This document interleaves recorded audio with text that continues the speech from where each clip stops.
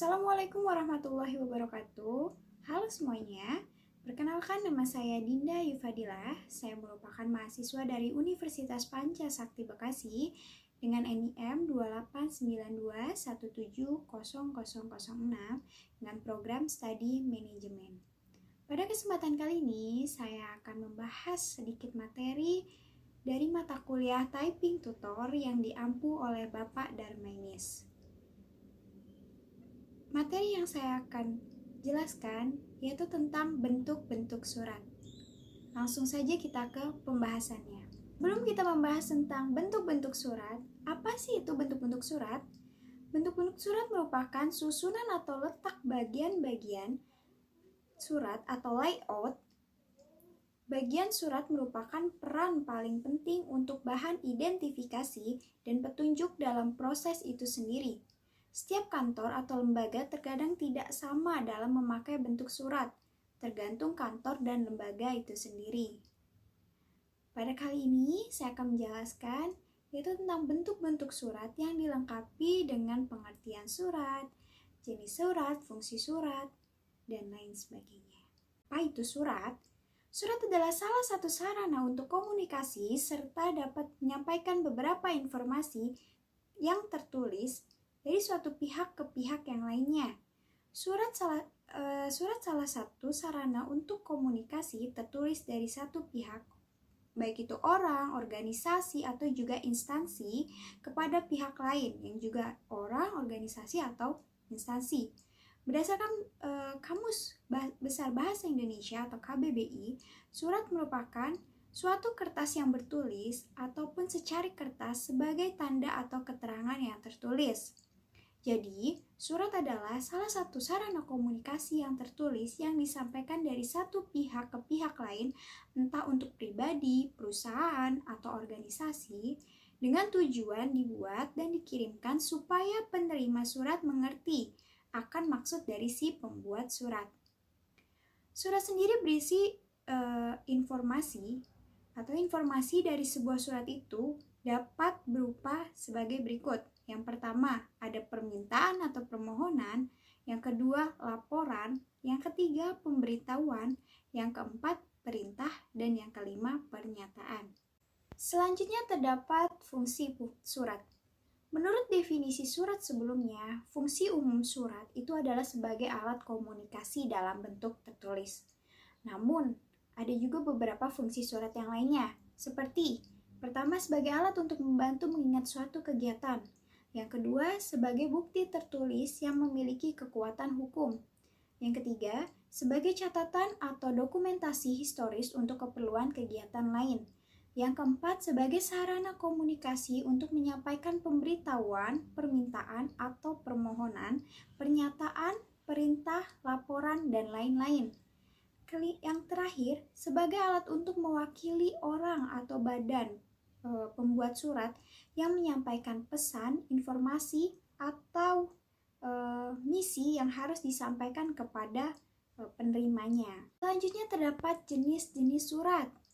Surat memiliki dua jenis, yaitu surat pribadi dan juga surat resmi. Untuk memahami perbedaannya, maka di slide ada ciri dan karakteristiknya. Yang pertama ada secara umum.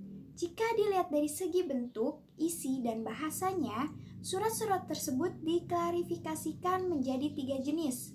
Yang pertama terdapat surat pribadi, yang kedua terdapat surat dinas, yang ketiga terdapat surat niaga.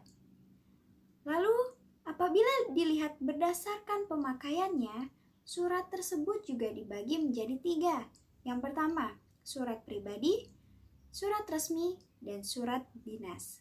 Kita akan masuk ke pembahasan inti, yaitu bentuk-bentuk surat dan contohnya. Bentuk surat yang tadi sudah dijelaskan merupakan suatu pola surat menurut susunan, letak, dan bagian surat. Bentuk surat selalu dipakai dalam pekerjaan, kedinasan, dan juga keorganisasian. Bukan itu juga, surat juga memiliki bentuk susunan lain atau bentuk struktur yang berbeda dengan yang lainnya. Bagaimana sih? Mari kita lihat contohnya. Yang pertama, Terdapat bentuk surat full block style atau bentuk lurus penuh. Jadi, surat dengan model full block style memiliki bentuk atau susunan yang lurus dari atas sampai bawah.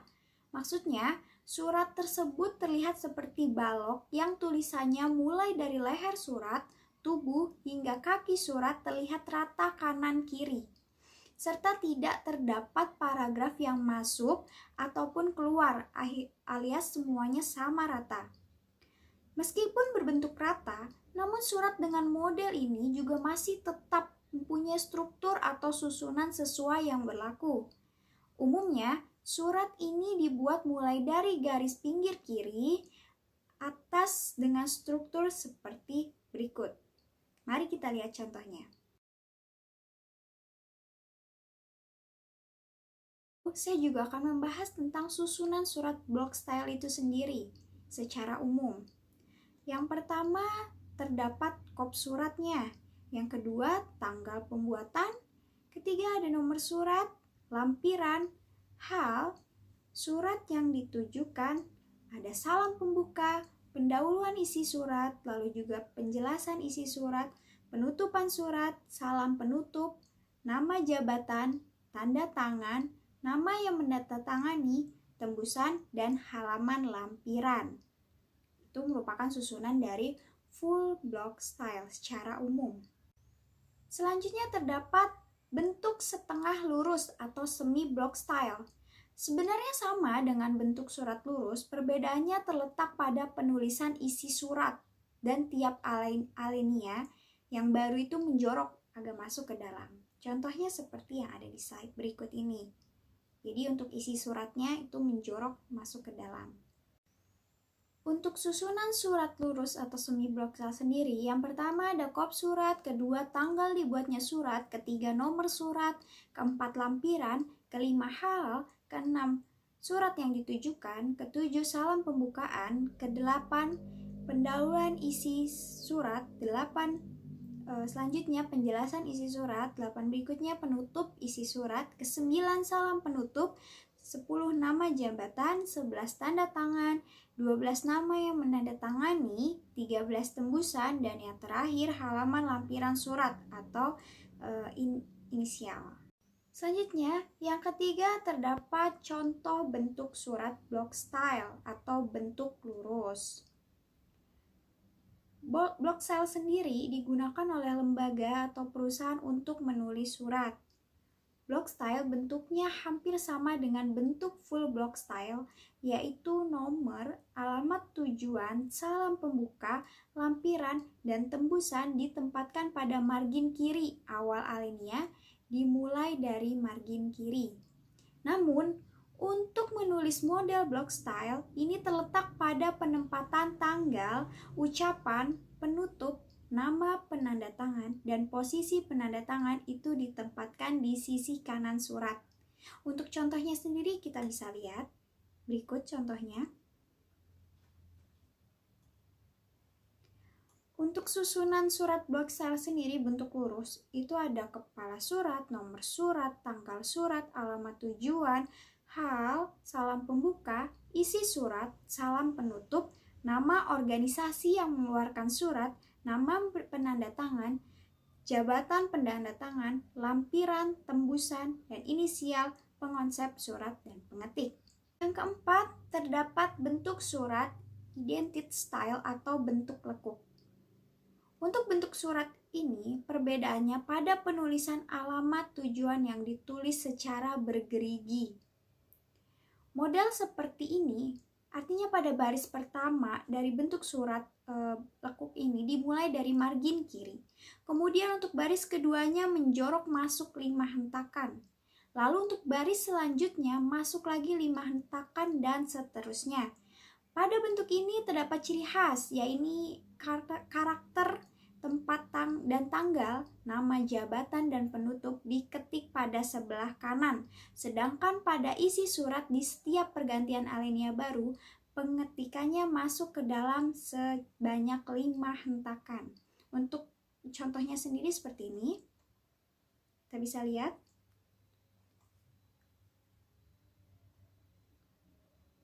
Bentuk bentuk surat lekuk ini hanya cocok digunakan untuk surat yang alamatnya singkat. Jadi tidak semua surat dapat menggunakan bentuk surat seperti ini ya, teman-teman. Untuk susunan suratnya sendiri, yang pertama terdapat kepala surat, nomor surat, tanggal surat, alamat tujuan, perihal, salam pembuka, isi surat, salam penutup, nama organisasi yang mengeluarkan surat, nama penanda tangan, jabatan penanda tangan, lampiran, tembusan, inisial, dan pengonsep surat atau pengetik. Dan yang terakhir, terdapat bentuk alinea menggantung atau hanging paragraph. Bentuk menggantung atau bentuk alinea menggantung bisa disebut juga sebagai hanging paragraph style. Setiap bentuk alinea di surat menggantung ditulis secara menggantung. Jadi hanya di awal alinea saja yang dimulai dari margin kiri. Pada baris-baris berikutnya dimulai menjorok ke dalam sejauh 5 hentakan dari margin kiri. Agar lebih jelas kita bisa lihat contohnya ya. Seperti apa sih format dari alinea menggantung ini? Berikut contohnya.